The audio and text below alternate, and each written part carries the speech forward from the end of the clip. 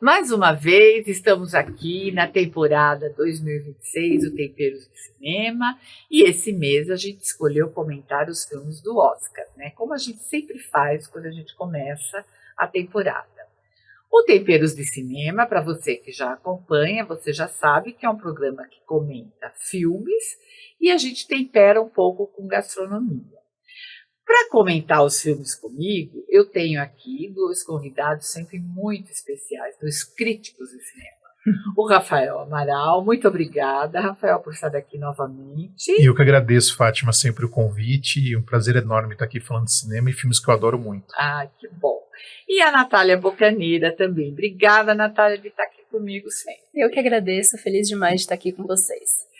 Hoje a gente vai comentar o filme Foi Apenas um Acidente. Esse filme é do mestre iraniano, né, o Jafar Panahi. Eu acho que eu estou falando o nome certo, né? Tô, Natália? Jafar Panahi. Que também assina o roteiro do filme, né? Ele é conhecido por transformar as restrições do Irã em arte, né? E ele, mais uma vez, nos conduz por uma narrativa, assim, ou parte de um fato que aparentemente é banal, mas que tem toda uma história, um contexto por trás, e é onde ele revela as camadas de tensão moral, né? A crítica social que ele faz, aos dilemas sociais que tem no Irã, né? Esse filme, ele parte de um acontecimento, assim, trivial, qualquer um poderia passar por ele. Mas aí ele vai trabalhar toda uma história, toda uma crítica que é muito forte naquela região, né? A moralidade, as consequências, né? Rafael, o filme sugere que o acaso realmente existe, né? Ou é tudo consequência de escolhas anteriores? Pois é, eu acho que tudo é uma questão de escolhas, né? Eu acho que o passado ele volta e puxa sua perna quando você menos espera, né? Nossa, esse filme ele parte de um momento que parece ser acaso, né? Um homem tá ali na sua oficina mecânica, um belo dia, esse cara ele ouve um som de uma perna, né? Esse som acho que é o som mais, né, característico, né? Gente, essa parte. E ele entende que aquele cara que parou por acaso lá na mecânica dele, de madrugada, à noite, enfim, é o cara que no passado torturou ele, né? Ele é o algoz desse protagonista. E ele entra em pane e ele percebe que aquele cara que um dia foi seu torturador está muito próximo dele. E esse torturador, ele tem filho, ele tem uma filha, ele tem uma mulher, ele tem uma vida aparentemente normal, né? Só que ele acabou com muitas vidas ali pelo caminho. E esse protagonista, ele vai atrás descobrir onde esse cara mora, esse torturador mora. E o filme, ele é toda uma tentativa de exorcizar, uma tentativa, eu diria que até um pouco frustrada, fracassada, porque o humano, o torturado, ele nunca vai conseguir se colocar no nível do torturador, sabe? Que eu acho que esse que é o ponto que o filme trata. Por mais que você tenha todo o desejo de se vingar, você nunca vai conseguir chegar num nível tão baixo que o seu torturador, ele chegou. É um filme sobre ditadura também, né? E o Panahi, ele conduz isso de uma maneira extraordinária e às vezes até cômica, né? Como que aquela jornada, aquela pequena odisseia através do Irã, ela se torna um encontro entre pessoas diferentes, com mentalidades diferentes, mas todos têm uma coisa em comum, todos foram torturados por esse cara da perna mecânica. Incrível como ele transforma o momento deles, quando eles ficam sabendo quem é o cara que ele... Todos nós, eu acho que temos um pouco de carrasco dentro da gente, mas a humanidade ainda prevalece, a gente pensa duas vezes antes de fazer as coisas, né? Mas enfim, é um filme que me fez questionar muito, assim. Gosto demais desse filme. Não acho que seja o melhor filme do Panahi, porque ele tem uma carreira maravilhosa, né? Recentemente eu revi um filme dele dos anos 90 que eu adoro, chamado O Espelho. Maravilhoso. É maravilhoso esse filme, né? Um filme que trata da arte do cinema, né? Do jogo cinematográfico. E eu fiquei pensando, caramba, como esse cara é genial, né? E demorou tanto tempo para chegar no Ocidente ou fazer um sucesso aqui como merecia fazer, né? Fez 100 Ursos, que é outro filme brilhante dele também. 100 Ursos, brilhante. Então, assim, A gente sempre, todo ano não, né? Mas de 3 em 3 anos, pelo menos, a gente tá esperando um filme novo dele, né? Apesar de todas as restrições. Apesar dele não poder fazer filme. Exatamente. Ele segue fazendo. E agora o Irã em guerra, vai saber, né? Se esse cara vai conseguir. Vai ter que fazer na França, eu acho, em outro ele país. faz em outros lugares. Vai ter que Lá fazer ele em não outros faz países, mais né? mesmo, né? Não, lá ele não faz. Esse mesmo foi feito na França. Ele tem uma produção francesa, mas eu acho que as externas são do Irã mesmo, não são? Eu tive a impressão que as ruas ali onde eles filmaram, eles filmaram em segredo. Ele faz em segredo. Porque ele tem foi condenação. filmado, exatamente. Mas foi tudo meio que por baixo do pano. Ele não pode. Né? Inclusive foi condenado de novo recentemente, né? Natália, você acha que o acidente, que inclusive está no título, né? É o centro da história ou é apenas um gatilho? Eu acho que é super gatilho. Eu acho que é só um gatilho. Na verdade, é um gatilho do que eu vejo que esse filme tem um propósito maior, assim, de mostrar pra gente os mecanismos da memória, de como a gente, na elaboração de traumas, o que a gente consegue fazer para deixar guardadinha ali, adormecida, algumas memórias que são dolorosas, que são traumáticas, e que de repente surge um gatilho, um acontecimento inesperado para despertá-las novamente e fazer você elaborá-las de novo de uma outra forma. Então, eu acho que cada um me impressiona muito, assim, que ele vai trazer essa elaboração de memória, que eu acho que é o que ele faz ali no filme, cada um dos personagens através de um sentido. Então, eles não têm certeza absoluta que aquele é o algoz, eles têm dúvida. Então, um deles vai se recordar porque pelo tato, o outro pela audição, porque ouviu a perna, o outro pelo cheiro, eu não tenho dúvida desse cheiro que eu senti. Então, eu acho que para cada um deles o gatilho vai ser diferente, o gatilho vai estar relacionado a um sentido. Então, eu até me arrepio de lembrar, assim, do filme. Então, eu acho que ele traz, assim, um contexto, além do contexto político, uma ideia de como a gente trabalha a elaboração desses traumas. E eu acho que ele super se conecta com Agente Secreto também nesse sentido. Sim, porque você tá falando de memória, de como você elabora essa memória e como você faz pra superar. Se é que ela é superável, eu acho que ela nunca é superável. Esses personagens nunca vão superar esse trauma, mesmo que eles matem esse algoz, mesmo que eles falam, não, com certeza eu quero me vingar. O que vai acontecer depois? Vai ser uma coisa no momento, mas ela o trauma vai persistir. O trauma vai persistir, o medo vai persistir.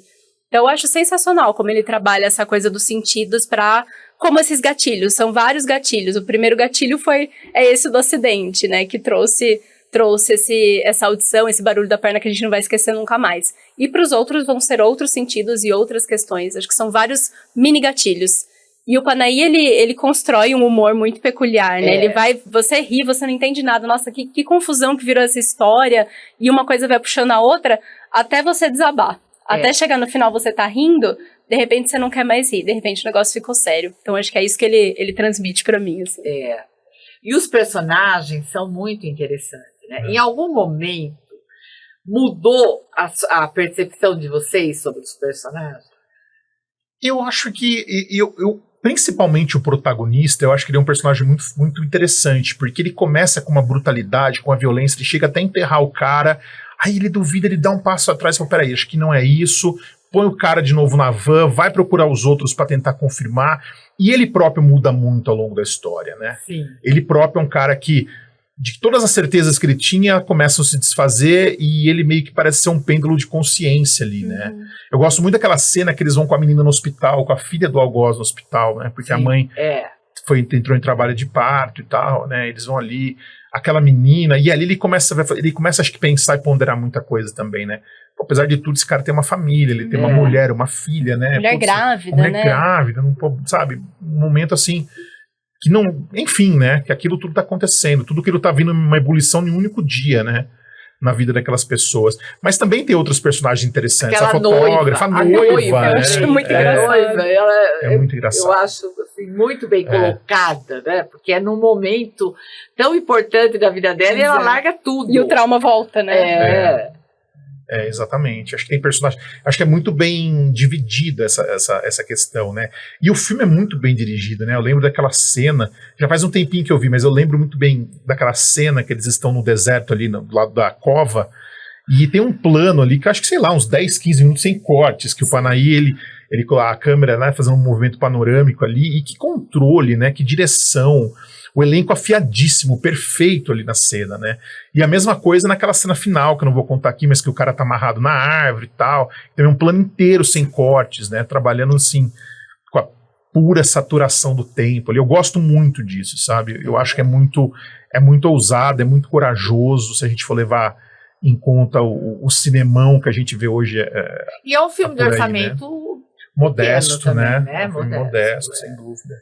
É um filme modesto. Em algumas cenas você vê que é um filme que foi feito meio que num esquema secreto até, né? Aquela cena que eles estão empurrando o carro no meio do trânsito, você vê que a câmera tá num lugar meio em cima, meio escondido ali, né? A câmera não tá perto do carro, ela tá em cima de um viaduto. Então, assim, você vê que foi um troço meio ali, enfim, feito em um esquema de... meio escondido, de baixo orçamento, mas é tão bom, é tão bem feito, né? O produto final é tão interessante que realmente se fala, poxa, é um dos roteiros mais, se não o roteiro mais inteligente, o mais curioso que eu vi no passado, assim, entre os filmes que eu vi, sabe? Acho muito, muito interessante. E o Panay tem uma coisa de que ele vai trabalhar muito bem o contexto político sem exatamente falar sobre ele. Ele gosta de trabalhar, por exemplo, você falou dele estar dentro da cidade, a gente vê ali a câmera escondida. Então ele vai usar a cidade ali para narrativa também, e a ponto de, em alguns momentos, você... Parece um cinema um pouco documental em alguns momentos. Ele gosta de fazer essa mescla, né? Aqui nem tanto, mas em outros filmes dele, tem hora que você não sabe se você tá vendo um documentário ou se você tá vendo uma ficção. E ele embola tudo, e ele ficcionaliza o real, e é para fazer essa confusão mesmo. Ele vai desafiar a linguagem, vai desafiar nosso olhar. Aqui menos... a gente percebe que você tá numa ficção, você não tem essa dúvida, mas ele vai usar ali a cidade, a vida acontecendo, o movimento da cidade mesmo, sem muitas estruturas ali de filmagem pra botar essa história no meio. E ele tem uma coisa também que eu gosto, mas que não é só dele, eu acho que ele traz isso do Kiarostami, porque ele foi assistente do Kiarostami, né? Que é essa obsessão por filmar dentro do carro, né? Os filmes do Kiarostami tem muito isso, e os filmes dele tem muito isso, né? Os 100 Ursos, ele naquele carro rodando ali pelo vilarejo, então tem muito essa questão do carro, abordar as pessoas pela janela do carro, conversar como se a janela ou o para-brisa fosse uma janela para o mundo, né? Todo esse enquadramento, esse universo, esse mundo em deslocamento que ele tá filmando, né? É isso que a Natália falou, que ele, em alguns momentos, ele lembra muito um documentário, porque é muito real, né? É uma ficção, mas é muito real. Porque ele usa a cidade ali acontecendo, né? Então você tá vendo ali a câmera na cidade, aquelas pessoas estão passando. Exatamente, o que tá pra fora do carro não tem nada combinado. Não tem controle, né? Aquilo lá não tem controle. Eu não sei o que vocês acham. Na minha opinião, eu acho que é o que mais conversa com o agente secreto. Sim. Né? Totalmente. Meio assim na linguagem, né? 2 filmes sobre ditadura, tem a questão da corrupção dos caras, dos guardas tentando corromper lá, que acontece também no filme do Panahi, né? E isso de pegar as coisas, a cidade acontecendo, né? As coisas, o mundo vivo ali. Né? O mundo vivo. Eu gosto muito também da sequência da abertura, que o torturador está dirigindo à noite. E isso eu acho que é interessante, porque o filme todo, quando a gente tá ali na van com os personagens, a gente tá dentro dela. Sim. Quando ele vai mostrar o torturador, a gente tá fora do carro. Né? Então eu acho que tem essa diferença de ponto de vista que eu acho que é fantástico. É como se ele nos dissesse, olha, você não tá dentro do mundo da ótica daquele torturador, você tá dentro da ótica de quem foi torturado. Você tá do lado, você tá sentindo a respiração de quem foi torturado. Não do torturador. O torturador, você não tem acesso ao mundo dele. Então a gente tá do lado de fora. E ele atropela alguma coisa, ele olha um cachorro, ele não pega o cachorro, ele entra. Então, assim, você já vê o papel, alguma coisa com esse cara, né? Tem alguma coisa aí e tal. Mas ele faz um jogo de consciência com a gente ele faz também, um jogo de consciência. A gente não tem certeza do que tá acontecendo ali. A gente fica como os personagens ali, né? Nessa dúvida. A gente fica um bom tempo, pelo menos eu fiquei um bom tempo do filme, sem saber se aquele cara era mesmo. Até o final do filme você não sabe. O torturador, né? Porque assim, você se deixa levar por esses contextos de vida. Ele tem uma filha, eles vão, por acaso, do destino fazer o parto, ajudar a fazer o parto. Sim, mas eu acho que esse é um ponto interessante também, porque o filme mostra pra gente o seguinte: os carrascos de tortura, eles são pessoas comuns. A gente tromba. São acessíveis. Eles têm família. Tem mania de achar que são monstros. Eles são banais. Eles são banais. Eles vão dormir à noite, põe a cabeça no travesseiro, dormem melhor que a gente. Com a consciência mais podem ser bons pais, inclusive. Podem ser bons esposos. Eles estão aí, a gente não sabe quem são essas pessoas, entendeu? É muito maluco. Isso é mais assustador. É um jogo de moralidade que é muito intenso, né? É muito intenso. É muito louco. Sem dúvida nenhuma. Bom, a gente falando desse filme tão marcante, né? Vamos ver o que a Laura Aliás, eu sei o que ela está preparando para gente. Eu só não sei falar o nome, Laura. Eu vou deixar para você falar o nome, tá?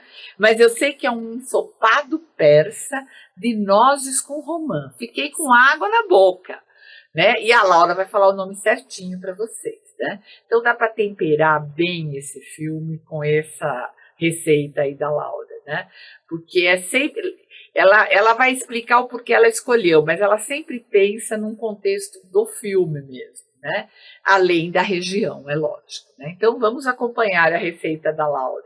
Muito feliz em participar em mais uma edição do Tempero de Cinema. Muito obrigado, Fátima, pelo convite. Dessa vez não estou cozinhando, mas estou trazendo histórias e sugestões de receitas locais de cada região dos filmes indicados ao Oscar 2026, da categoria Filmes Estrangeiros. Algumas histórias falam sobre vingança, mas na verdade às vezes elas falam sobre traumas, né? E foi apenas um acidente, parece um filme sobre memória que não desaparece.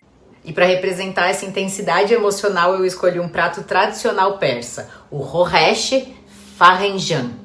A culinária iraniana é uma das mais antigas do mundo, então até peço perdão pela minha pronúncia. Ela trabalha muito com equilíbrio entre sabores. O doce com ácido, suave ou profundo, o claro e o escuro.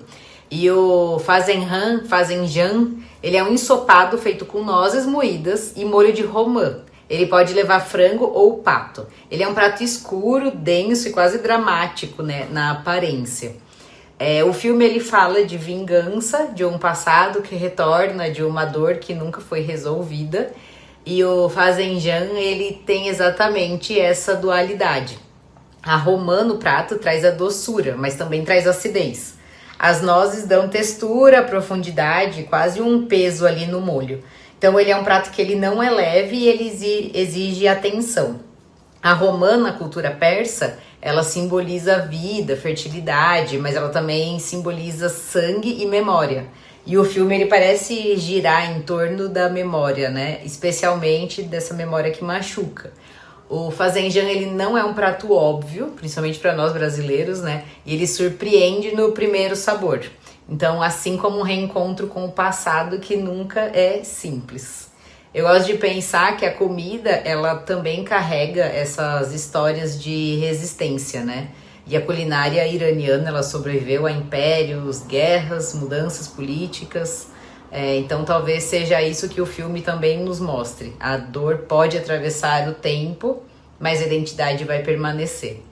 E às vezes o sabor mais complexo é aquele que mistura a doçura e a ferida no mesmo prato. É um prato bem diferente, né? Bem fora do que nós brasileiros estamos acostumados. Então a receita dele tem no blog do Temperos, tem foto também para vocês conhecerem. Um prato bem tradicional iraniano. Espero que vocês tenham gostado. Muito feliz em poder participar, mesmo à distância, não estando no estúdio junto com as meninas, mas é sempre um prazer estar aqui com vocês. Bom, a gente hoje está aqui, nós comentamos o filme Foi Apenas um Acidente, né? Esse mês, lembrando que a gente está comentando os filmes do Oscar, todos os filmes que vieram no Movie com Arte. Se você ainda não conhece o Movie com Arte, entra lá no blog do Temperos ou no Instagram, que você vai ver que a gente tem sessão todo sábado e domingo às 11 horas. Então acompanhe a programação. Todos esses filmes vieram no Movie com Arte. Então você vê que vem coisa boa. Então, se você gosta do nosso programa, gosta de temperar a vida com cinema, siga as nossas redes sociais, se inscreva no nosso canal do YouTube e acompanhe no nosso blog, que lá tem todos os programas e todas as receitas. Mais uma vez, obrigada, Rafael, de estar aqui comentando com a gente. Aproveite e fala a sua rede social. Opa. Fátima, eu que agradeço o convite. Quem quiser entrar em contato, meu Instagram é @rafaelamaral82 e o espaço onde eu escrevo alguns pensamentos lá sobre sétima arte é no palavrasdecinema.substack.com. Obrigada. Imagina, eu que agradeço. Natália Bocaneira está aqui com a gente todo o programa do Temperos. Mais uma vez, obrigada de estar aqui. Fala a sua rede social aí. Eu que agradeço, Fátima, estou muito feliz. Minhas redes você me encontra como Natália Bocaneira, no Instagram, no X e no Blue Sky. E eu escrevo para o site Coletivo Crítico. E obrigada a você que está acompanhando a gente. E na semana que vem a gente tem o último episódio sobre os filmes do Oscar. Acompanhe.